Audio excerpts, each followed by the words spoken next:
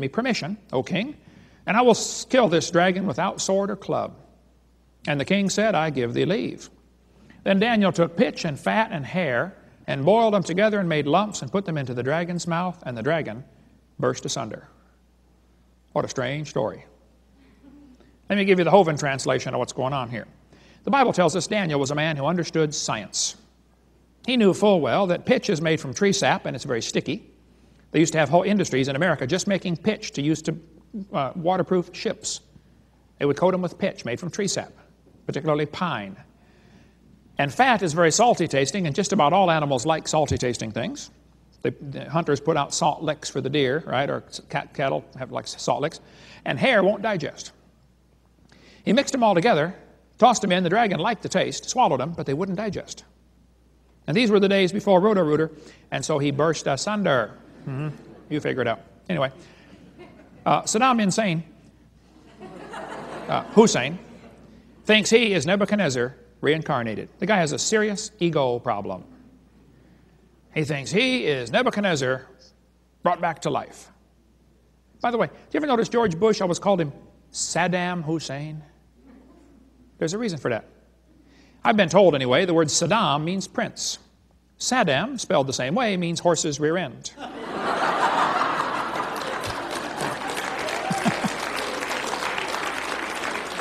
But Saddam thinks he is Nebuchadnezzar reincarnated. He's got his picture in front of Nebuchadnezzar on their currency over there, their gold coins. He spent a fortune rebuilding the ancient city of Babylon. Did you know ancient Babylon has been rebuilt? They always knew where the city was. It was destroyed about 600 BC. But when Babylon was just buried in the sand, forget about it, they dug it out, and the sand had really preserved the bricks extremely well. The old brick walls of the ancient city of Babylon were very well preserved in the dry sand over there. And they found carvings of lions and carvings of dragons. Now, how did they know about dragons in 600 BC? Well, that had been almost 2,000 years since the flood. So from the flood up until, Nebuchadnezzar reigned is 1,800 years. Probably most dinosaurs were gone by then. But I think a few were still around. And he had one in a cage, apparently.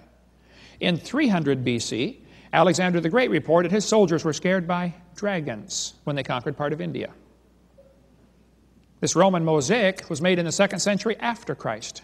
It shows two long-necked dragons fighting or kissing. Boy, that would be necking, wouldn't it? Wow.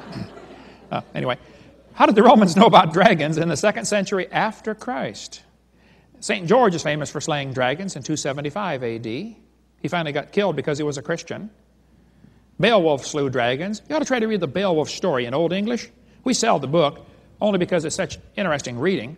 The Old English is, I think, impossible to read. That's English, folks, from 1,500 years ago. Our language has changed a little bit, okay? Probably the peak of the English language was about 400 years ago when Shakespeare and God chose to make the King James and all that stuff about that time, about the peak of the English language.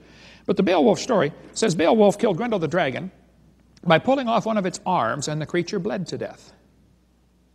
Strange story. They found a Babylonian cylinder seal showing a guy pulling the arm off a dragon.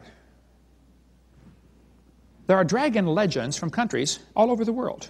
Ancient pottery, like this one, probably one of the oldest pieces of pottery on planet Earth, from the first dynasty of Egypt, shows two long-necked dragons. Looks like dinosaurs to me. Here's another one showing two long-necked dinosaurs holding a sheep between their mouths. This hippo tusk was found in an ancient Egyptian tomb from the 12th century BC. Shows an animal with a long neck and a long tail. Why would there be dragon legends from countries all over the world? Thailand has many legends of the dragon. China, of course, is famous for its dragon legends.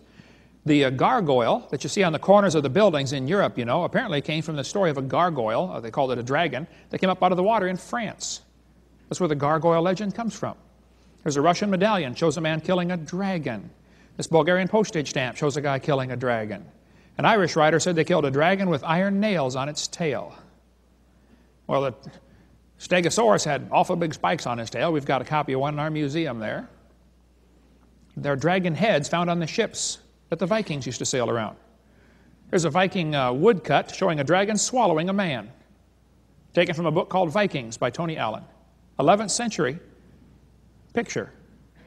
That's just 900 years ago. They were still talking about dragons swallowing people. The Vikings put dragon heads on their ships. Interesting. Get the book After the Flood by Bill Cooper. Excellent book about what happened to Noah's sons and how they spread out, if you like, the genealogy type stuff. He's really brilliant at that. But he mentions many of these ancient people talking about having to fight dragons. You can get that book from our ministry or on our website, drdino.com. Siegfried, the famous Norwegian hero, slew the dragon Fafnir about 1,000 years ago. Marco Polo lived in China about 800 years ago, 750 years ago, and said the emperor in China was raising dragons to pull chariots in his parades.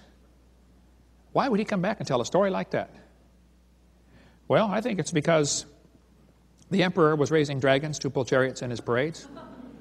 That's my theory of why he said that.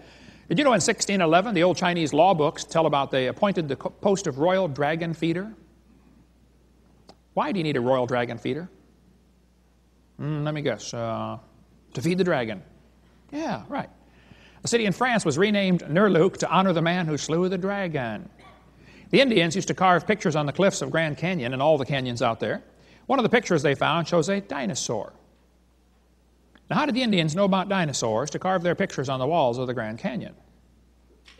Well, maybe they hunted dinosaurs. In 1925, some scientists went down one of the canyons out west, just exploring that region, and here's what they wrote. The fact that some prehistoric man made a pictograph of a dinosaur on the walls of this canyon upsets completely all of our theories. Oh, you poor fella. They upset his theories. He said, facts are stubborn and immutable things. If theories do not square with the facts, the theories must change. The facts remain. I agree. That's the way science is supposed to work. You can have any theory you want, but if the facts don't square with your theory, throw your theory away. They would have thrown out evolution a long time ago, except they don't have a replacement theory other than, maybe creation. He goes on and he says, about a year ago, a photograph of a dinosaur was shown to a scientist of national repute who was then specializing in dinosaurs. He said, it's not a dinosaur, it's impossible, because we know dinosaurs were extinct 12 million years before man appeared on Earth. I want you to notice, he said dinosaurs went extinct 12 million years, right? Today they tell the kids 65 million years. I've been studying the inflation of the age of the Earth. Did you know in 1770 the textbooks say the Earth was 70,000 years old? Some of them do. You go to 1905 textbooks, they say the Earth is 2 billion years old. In 1969, the textbooks say the Earth is 3.5 billion years old. Today it says 4.6 billion. Did you know the Earth is getting older at the rate of 21 million years per year? That's 40 years per minute. Aging rapidly, folks. Go to Blanding, Utah, and you can see carvings of dinosaurs on the cliffs there. Here's a painting found in Australia by an Aboriginal showing a native running away from a long-necked, round-bodied animal, probably a dinosaur. I can't pronounce the name of this place in Canada, Misha something or other, but it looks like somebody drew a dinosaur on the cliff up there. The Indians talked about the great animal that lived in the lake out there. This guy says nobody's ever seen one. He doesn't know that. If nobody's ever seen one, why did they carve him on the cliffs? Down in Ica, Peru, they've got the driest desert in the world down there. The Spanish came across there and saw white lines across the desert. Nobody could figure out what those white lines were until they got airplanes and realized these are actually giant images. One of the images shows a spider that looks really strange. One of the legs is longer, sticking out to the side like that. And for years, everybody thought, well, these guys were just making up these stories. They're just, it's imagination. They just discovered here recently there's a little tiny spider that lives in the desert. It's extremely rare. Most folks have never seen it, never heard of it. It's only about 1/8 of an inch long, this spider. During mating season, that leg grows longer, and that's how they mate with that next spider. Then it goes back in. They had to have magnifying glasses to even know that. And here they are carving them huge images out in their desert. Either these guys had incredible eyesight or they knew about how to magnify things somehow. Get Dennis Swift's book on that. He's got a lot of good stuff on this images down in Nazca. But in 1571, the Spanish came across there and they found rocks with strange animals on them. They were carved in these rocks. They brought some back to the king of Spain and said, what are these? He said, I don't know. I've never seen an animal like that. Today they're called the Nazca burial stones. There are about 20 of these in America. We have 3 in our museum in Pensacola. The largest collection, I think, second largest collection in America, 3. Some of them show brain surgery. Some of them show putting artificial limbs on people. One of them shows what appears to be a steam engine. These are from 2,000 years ago, when these things were carved on there. About 500 of the stones show dinosaurs with people. Now, why would there be dinosaurs and people to carve together on these stones 2,000 years ago? Just about every known dinosaur is pictured on these things, including many unknown dinosaurs. We could spend hours talking. We'll talk more about the Ica stones on our college class 102. But this one shows, Dennis Swift has this one. He shows circles on the side of the dinosaur. Here's one from my museum. Shows a dinosaur holding a guy by the head. Here's another one I've got in our museum. Shows a dinosaur with had his head cut off. Apparently this guy has a knife in his hand. Cut the dinosaur's head off because the dinosaur killed his friend. We think that's what the story's telling. He's taking vengeance is what the Bible says. You know, vengeance is fine, saith the Lord. Something like that. I forget how it goes exactly, but that's close enough. Now, why would they put dinosaurs on these stones? And why put the circles on the side? Now, that's really interesting. You know, if you found dinosaur bones, that would not give you a clue what the skin looked like. Here's these stones from 2,000 years ago showing circles on the side. You know, they found fossilized dinosaur skin about 12 years ago, and it had circle patterns on it. The fossilized dinosaur skin shows circle patterns. It looks to me like they must have seen a live one to know how to do that. This one shows a guy cutting the head off of one. Here's a guy riding a dinosaur of some kind. They found pottery in one of the graves down there. It looked like a dinosaur, clear as a bell to anybody else. It could be a dinosaur on this pottery. The mummy in the grave was wrapped up in a blanket, and it had dinosaurs embroidered into the blanket. Why would they put dinosaurs on their blankets and on their pottery and carve them on cliff walls? You go to Acapulco, Mexico, and they found 56,000 ceramic figurines of dinosaurs as they dug to put in a basement at this one house. I said, wait a minute, what? Somebody stored a cache of dinosaurs. Thousands and thousands of them. We could spend many days talking about this, but lots more on that on seminar part 2 of our series. We cover more on dinosaurs and Ica stones. This guy says nobody's ever seen one. I'm sorry, he does not know that. An Italian fella, 400 years ago, was out walking his cows, taking care of his cows, and apparently a dinosaur scared his cows, and he hit the thing on the back of the neck and broke its neck with his walking stick. They had it stuffed and mounted for a museum display.